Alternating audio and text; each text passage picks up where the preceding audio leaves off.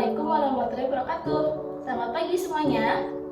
Gimana kabarnya hari ini? Sehat?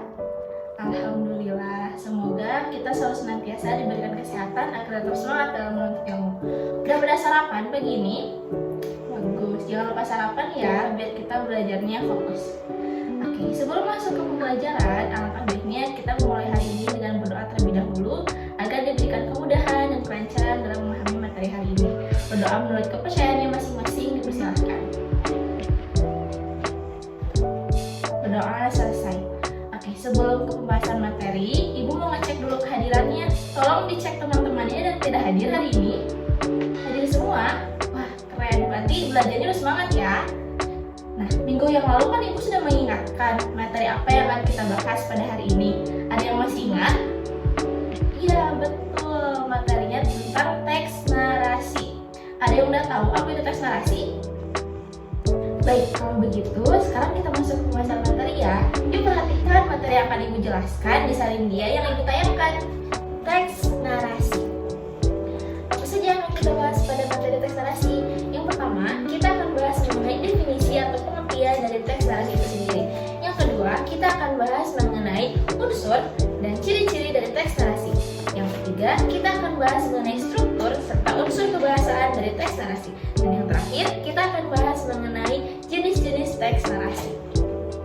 Yang pertama, definisi atau pengertian dari teks narasi. Teks narasi adalah teks yang menceritakan sebuah peristiwa secara berurutan dan bisa berupa cerita fiksi atau yang berasal dari imajinasi seseorang maupun non-fiksi. Sedangkan menurut KBBI, teks narasi adalah teks yang tidak bersifat dialog dan menceritakan suatu kisah sejarah ataupun deretan peristiwa dan sebagainya. Lalu yang selanjutnya ada pengertian teks narasi menurut Wijono pada tahun 2007 yang menjelaskan pengertian teks narasi adalah uraian yang mengisahkan kejadian, tindakan, maupun keadaan yang disusun secara berurutan dari awal sampai akhir sehingga berhubungan antara satu dengan yang lainnya.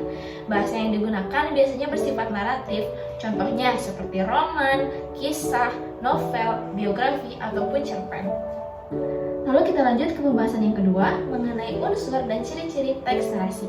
Meski narasi lebih berfokus pada cerita tentang peristiwa ataupun suatu kejadian, tapi perlu diingat, tidak semua teks yang memuat suatu peristiwa ataupun kejadian bisa disebut narasi. Sebab ada ciri-ciri penting yang harus diperhatikan agar sebuah teks menjadi teks narasi. Yang pertama, menceritakan peristiwa atau pengalaman penulisnya.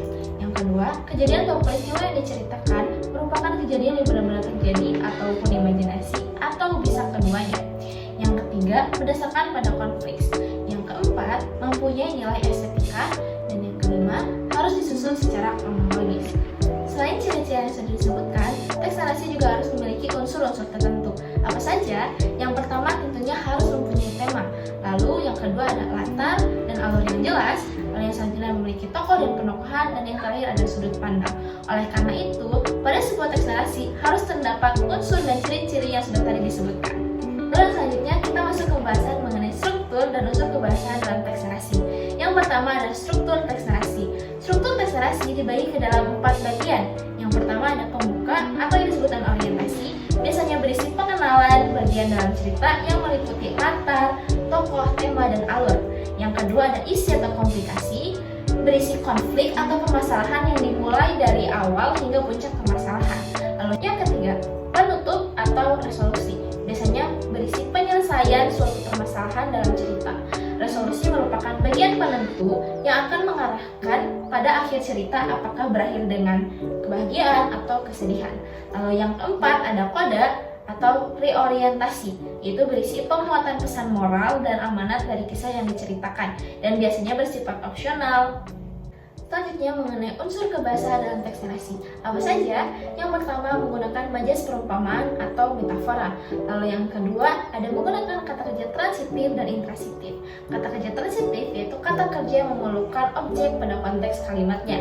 Contoh, ayah membeli permen untuk adik.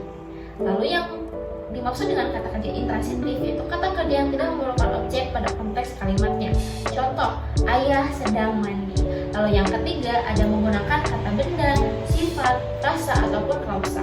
Lalu yang keempat menggunakan kata penghubung penanda waktu. Lalu yang selanjutnya ada menggunakan kata kerja tindakan. Lalu yang keenam menggunakan kata kerja dan pikiran. Dan yang terakhir, pada umumnya menggunakan sudut pandang orang pertama. Namun, beberapa penulis juga menggunakan sudut pandang orang ketiga. Baik, kita masuk ke pembahasan yang terakhir, yaitu mengenai jenis-jenis teks narasi. Di sini ada 3 jenis teks narasi. Yang pertama, ada teks narasi ekspositoris atau informatif. Teks narasi ekspositoris yaitu teks yang tujuan utamanya untuk memberikan atau menyampaikan informasi mengenai suatu peristiwa dengan tepat. Lalu yang kedua ada narasi artistik. Narasi artistik adalah jenis narasi yang memiliki sifat fiksi ataupun non-fiksi dan biasanya untuk menghibur. Lalu yang ketiga ada narasi sugestif. Sebuah narasi yang dibuat untuk menyampaikan maksud tertentu. Bisa juga menyampaikan amanat tersembunyi kepada pembaca ataupun pendengar. Nah, di sini Ibu sudah menyediakan contoh dari ketiga jenis teks narasi yang sudah tadi Ibu jelaskan.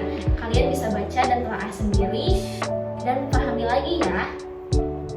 Baik, jadi kesimpulan pada pembelajaran hari ini yaitu teks narasi adalah sebuah karangan yang menyajikan serangkaian peristiwa.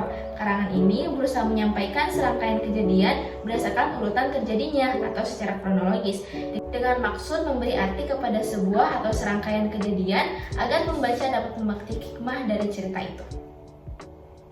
Oke, untuk penyampaian materi Ibu rasa sudah cukup. Apakah ada yang ingin ditanyakan terlebih dahulu? Sudah paham semuanya? Bagus kalau sudah paham. Oh iya, jangan lupa untuk dibaca lagi materinya, karena seperti biasa di minggu depan kita akan mengadakan pretest untuk materi yang kita bahas pada minggu ini atau di minggu sebelumnya. Jangan lupa dibaca lagi dan review lagi materinya. Kalau begitu, kelas hari ini Ibu tutup. Terima kasih kepada semuanya. Wassalamualaikum warahmatullahi wabarakatuh.